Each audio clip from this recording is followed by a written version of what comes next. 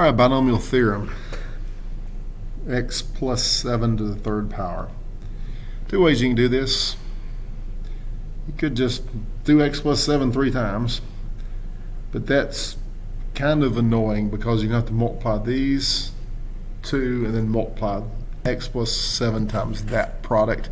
It's not incredibly difficult, but when this becomes a 4 or this becomes a 5, it can be very, very cumbersome. So I want to avoid that if I can.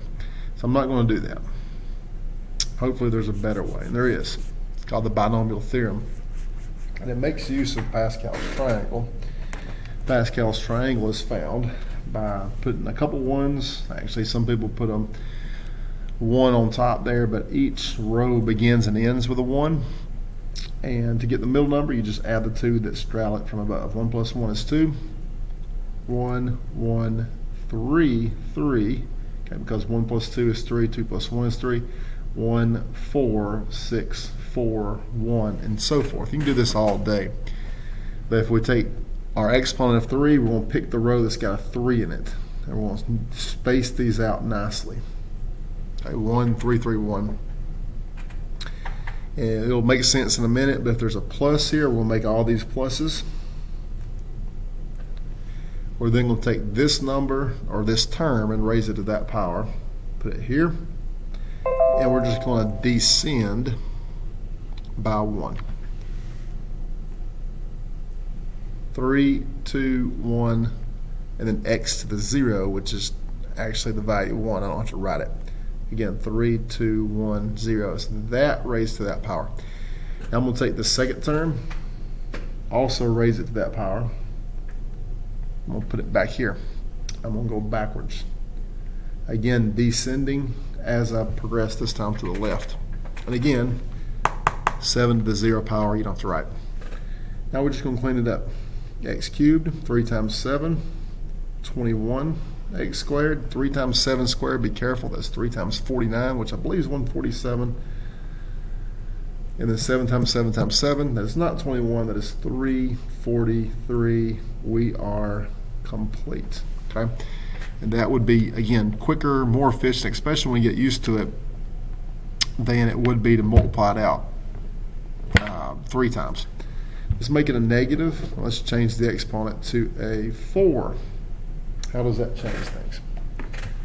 Well, this time, we're going to take the 4th row of Pascal's triangle, or the row that has a 4 in it. And remember, you can do this all day. I'm just stopping there.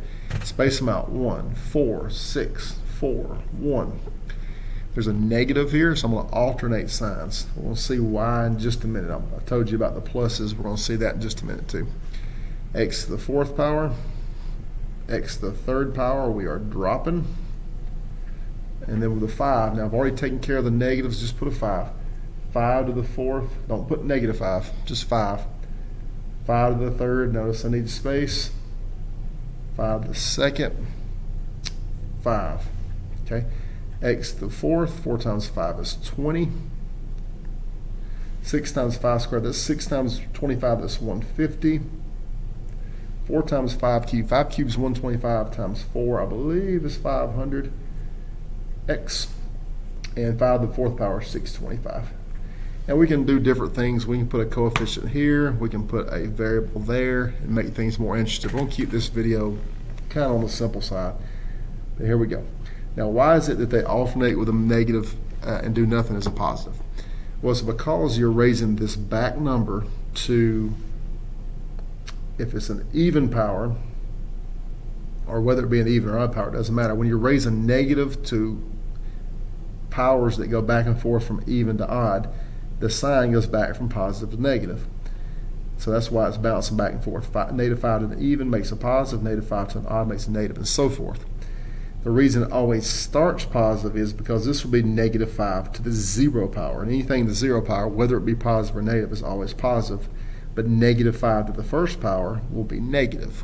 Okay, that's the reason when you have a negative here, it goes positive, always positive there, then negative, then positive, then negative, then positive, and so forth. If this were a positive, then it doesn't matter if the exponent is even or odd, as the result is always positive. That's why we just put a bunch of pluses. Okay, binomial theorem.